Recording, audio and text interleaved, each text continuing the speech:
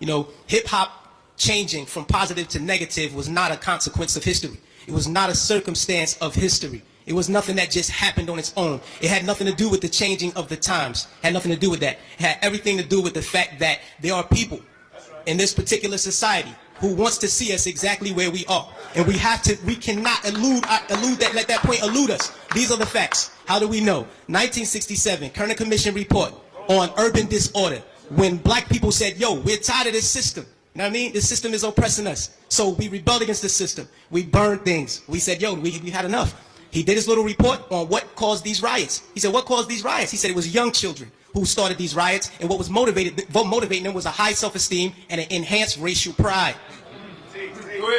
He said the majority of the rioters were high school dropouts, but they had a higher political orientation than their peers who did not drop out.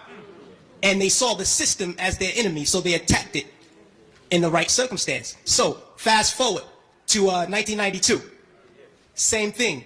#1 record on the radio, we had Fight the Power. Fight the Power is on the radio. Rodney King gets beaten before the world. The black youth rebelled against the system. Again, they did it again. And why? What primed them? Positive hip-hop primed them. Fight the Power, X-Clan, Brand Nubian. You had these groups out here who were pushing, who were politically orienting black kids in the right direction, giving them the proper prompters that they needed so that they can respond properly to oppression. All right? In 1967, when the riots happened, he saw that the self-esteem and the racial pride was fueling this. So he said, how do I bring that down so that they will not riot? And what he did, he flooded the airways with black exploitation movies. Nigga Charlie and the Return of Nigga Charlie. These were movies. Hip-hop didn't start calling people niggas. We had Shav. We had Coffee. Black girl turned prostitute to do whatever. You know what I mean? But these black exploitation movies brought down the self-esteem and the racial pride so that the kids will not rebel against this system of oppression.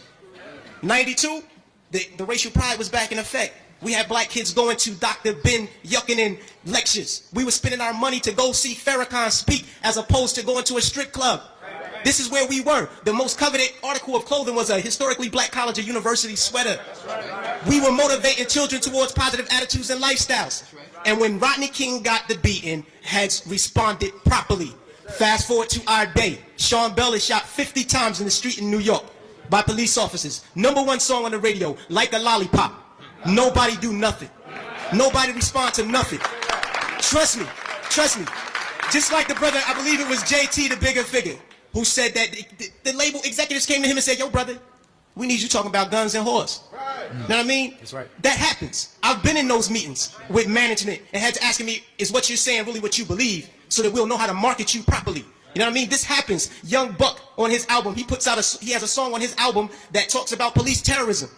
The label said absolutely not. Jimmy Iovine said absolutely not. You cannot put that record on the album because it might create an atmosphere that might put police officers' lives in danger. Right. So they took the record off, but they let him keep the other 14 songs on the album that talked about killing black youth.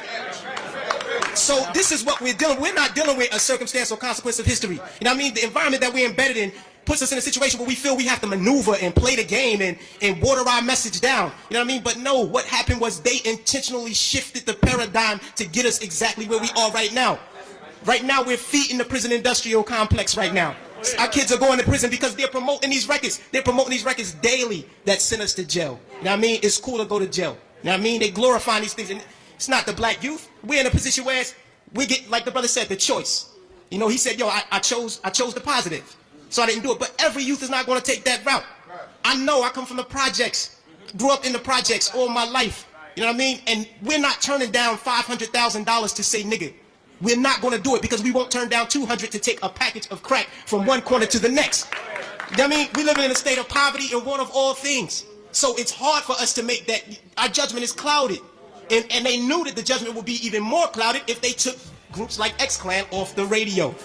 This is just what it is. And until we start to deal with the environment that's shaping the behavior, we'll never get to the next level. We have to confront that. Thanks.